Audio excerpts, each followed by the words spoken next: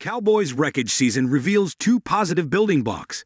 The 2024 season was a poor one for the Dallas Cowboys. But looking through the wreckage of the year, there is one underrated positive that happened. By any measure fans, media, and others want to use, the Dallas Cowboys' 2024 season was a colossal failure. It started with Sam Williams' ACL injury in training camp and ended with a Terry McLaurin touchdown with 3 seconds left, handing Dallas its 10th loss of the season and a sour way to end the year.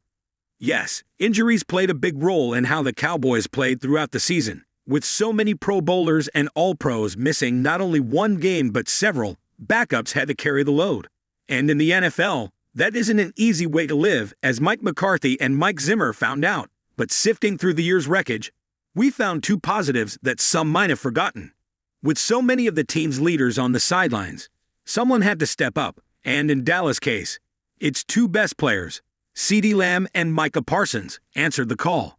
Going from a receiver who let his emotions get the better of him, Lamb, in Dak Prescott's absence, took on the mantle of offensive leader, playing through the pain barrier to be an example to the rest of his teammates.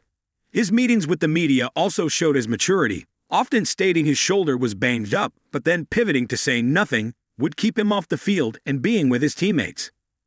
Lamb leading by example. That's what Cowboys Nation wanted to see. It might have taken a while, but CeeDee showing that he can be the leader this team needs will only benefit the team going forward. They say that injuries can be a blessing, and for Parsons, this was the first time in his NFL career that he was sidelined for a significant amount of time. Watching his defense struggle, when the linebacker returned, he was a different player on and off the field. Parsons, despite missing 4 games, managed 12.0 sacks in his 13 outings as he led from the front for Zimmer's defense. But that's not all the positive work Micah did. Known for his way with words, Parsons' tone changed once he returned from his injury.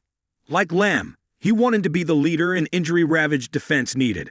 Micah was positive and firm in his stance of wanting to finish the season strong and not wave the white flag, and others followed him. Plus, his comments about his contract show he wants to put the team first. He isn't bothered being the highest-paid non-quarterback in football. He wants other great players around him. So while Cowboys fans will look back on this train wreck of a season with little to be happy about, having possibly your two best players emerge as the leaders the franchise has been crying out for is one thing to hang your hat on. It's not all on Prescott now. He has help. Teams need their best players to be their leaders. And for the Cowboys, Dak was the lone hand. But now CeeDee and Micah have joined the fight. It's not much, but having Lamb and Parsons make big, improved shifts in how they operate both on and off the field might just be an underrated aspect of this disaster of a season.